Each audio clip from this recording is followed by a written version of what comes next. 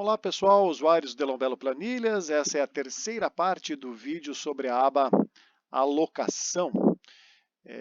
Vamos falar sobre as últimas novidades da aba, então, Alocação, que está aqui na versão 6.2.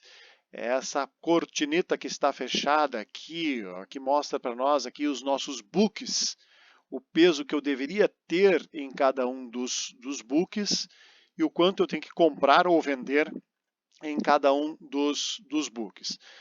Para isso, vamos ter que lembrar um pouquinho o que são os books, né, e qual é a diferença dos books em relação às carteiras e como surgiu essa necessidade de organizar o nosso portfólio em books e em carteiras. Primeiramente, quero dizer que são duas estratégias para você organizar o seu portfólio como um todo, né? Esse aqui é o total do seu portfólio, né, que é o que nós tínhamos aí até na versão 5. Né, e eu posso pegar esse total aqui e distribuí-lo de duas formas diferentes.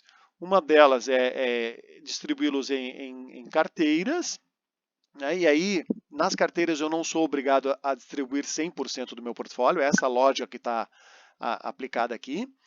E a lógica é que nos books eu vou distribuir sempre 100% do meu portfólio. Lembrando que a ideia do book é saber assim, o total que eu tenho em renda fixa, o total que eu tenho em renda variável, justamente pelo fato de que eu posso pensar assim, poxa, em ações eu tenho aqui, nesse momento, 55 mil investidos aqui. Tá? Mas como é que, o que compõe essas ações aqui, ou esse total aqui? Se eu olhar lá na configuração dos books, eu vou perceber que aqui dentro dessa categoria de ações, eu tenho, por exemplo, ações no exterior, ações no Brasil, e tem até inclusive um fundo aqui, que a metade desse fundo conta como ações. Então é daí que vem a ideia ou a necessidade de organizar o nosso portfólio em books, porque a primeira ideia é de que nas carteiras eu não configuraria todo o meu portfólio. Eu configuro aquelas carteiras que eu estou seguindo de uma determinada casa de análise, por exemplo.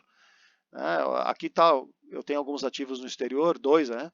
Que talvez eu comprei por conta própria, não segui casa de análise nenhuma. Mas aqui a ideia seria eu configurar uma carteira que eu estou seguindo de uma dessas casas de análise, ou da minha corretora, ou se eu for a minha própria casa de análise, então uma carteira que eu montei para mim, né, de large caps, de small caps, de FIIs e de dividendos, e não necessariamente nas carteiras eu vou colocar todo o meu portfólio, porque, por exemplo, aquilo que eu tenho em previdência, aquilo que eu tenho em fundo de garantia, ou aquilo que eu tenho em fundos, eu não vou colocar nas carteiras. Mas eu quero ver como é que está essa distribuição do meu portfólio, para justamente saber se eu tenho algum sobrepeso ou não em alguma das categorias, então, em alguma das classes. Né? Então, por exemplo, ações, eu percebi assim, que eu tenho 55 mil, eu deveria, nesse momento, investido em ações.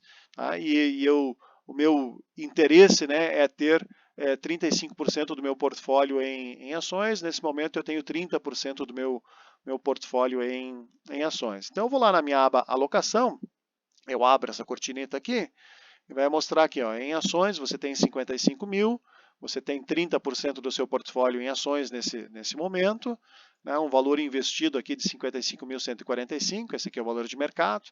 Né? Você deveria ter 64 mil, então para atingir os seus 35%, você tem que comprar mais 8 mil, quase 9 mil em ações. Né? E aí eu vou olhar aqui embaixo, poxa, eu marquei aqui as minhas três carteiras, small caps, large caps e dividendos, e não fechou aqui 55 mil. Por quê? Porque eu tenho lá nas minhas configurações, né, dos meus books, um fundo que 50% dele conta ali em ações e mais dois ativos aqui no exterior, Google e Disney, que também contam nessa carteira de ações. Eu não tenho eles configurados em carteira nenhuma. Mas a ideia da aba alocação é te dar um norte, né? Um norte. Significa que eu ainda tenho uma margem aqui para investir mais 9 mil em ações. Estou abaixo do que eu queria ter em ações. Eu posso investir naquele fundo, que 50% do que eu invisto naquele fundo vai contar aqui para as ações, posso comprar mais ações no exterior, ou posso então aportar nessas carteiras aqui que são carteiras de ações, large caps, small caps e dividendos. Então eu posso fazer um aporte aqui de R$ 9.000, por exemplo, nessas três carteiras aí. Então a ideia disso aqui é dar uma orientada, né? Opa, está faltando isso dentro do meu interesse geral, né? Daquilo que eu quero como um todo para os meus investimentos, né? Que é o portfólio todo, né? Que são os books.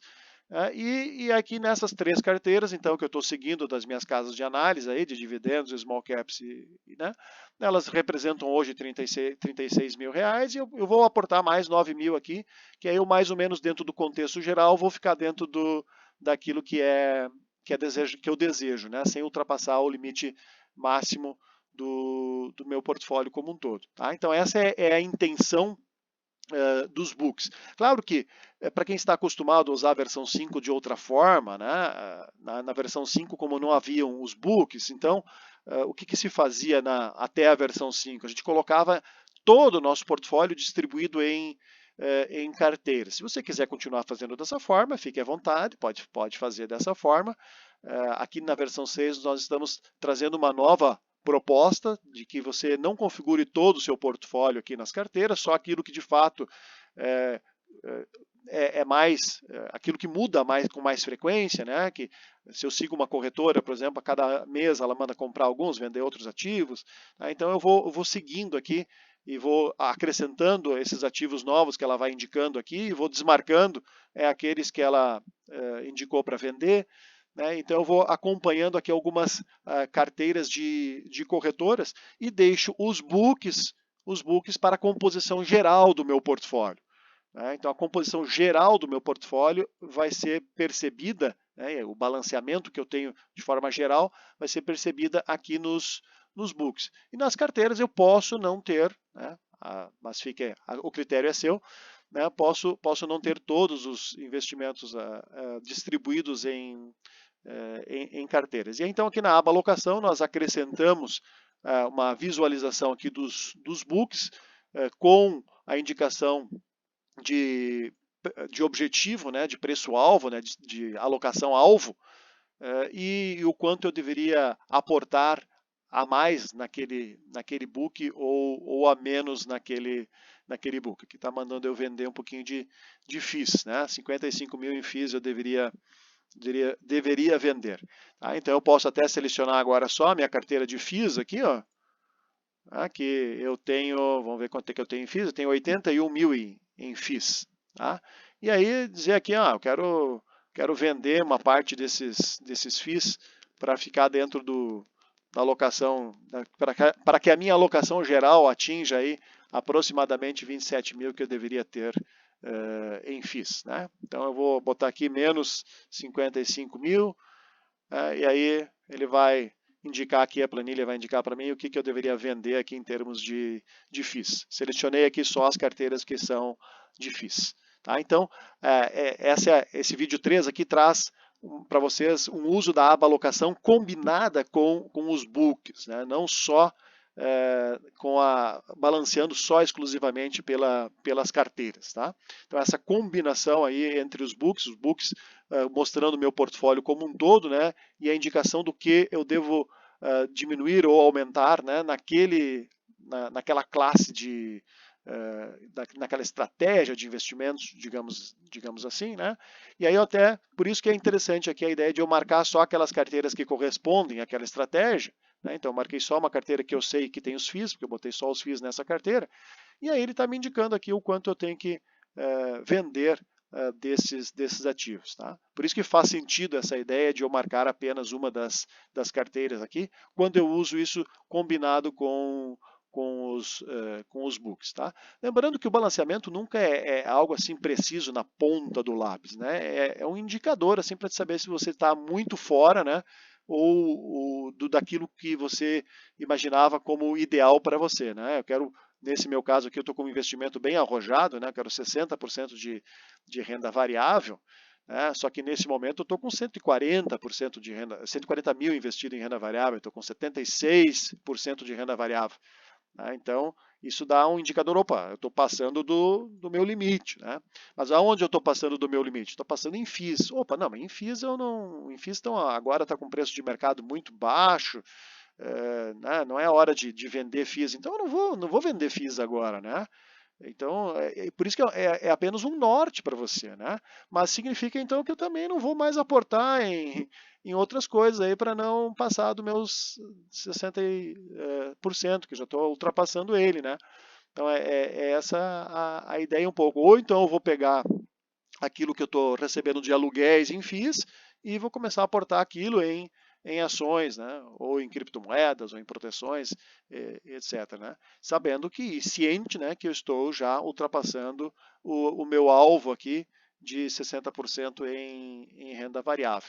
Tá? Eu tenho que aumentar aqui meus investimentos em previdência, talvez, tenho que fazer um aporte, ou deveria ter feito ano passado, né, para colocar na declaração de renda deste ano. Tá? Então, a ideia é um pouco isso, né? É ter um norte e não ter uma ideia, um valor exato, assim, eu tenho que vender R$ 100 dessa, comprar R$ 100 daquela, né? Isso não é, talvez, uma estratégia de investimentos adequada, mas a ideia da aba alocação é justamente dar esse indicativo de onde você deve estar fazendo seus aportes ou onde você está com um sobrepeso, ok? Então, terminamos esse nosso vídeo aí sobre a aba alocação, esse assunto aí é bastante polêmico, né? Mas se você quiser tirar mais dúvidas sobre esse assunto, entre em contato aí com o nosso suporte. Bons investimentos, um abraço e até a próxima.